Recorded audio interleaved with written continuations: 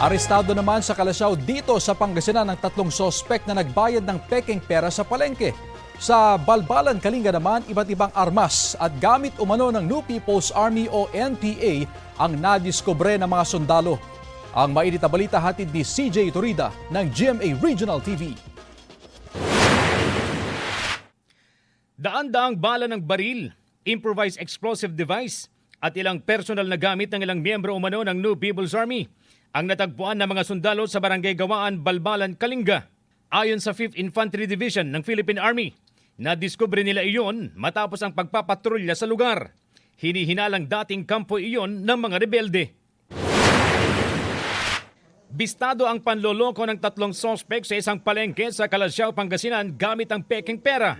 Batay sa investigasyon, 2 sa 3 ang unang bumili ng 1 kilong asukal gamit ang pekeng 1,000 piso. Nasuklian pa sila. Matapos ang ilang minuto, bumili ng 1 kilong malagkit na bigas ang ikatlong sospek.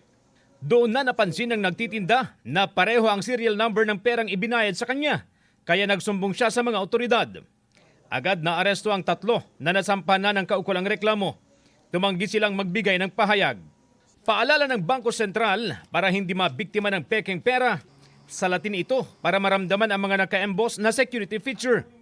Sipatin ang mga watermark, security thread at special feature ng pera at itagilid para makita ang nakatagong numero sa security thread o silhouette ng mukha.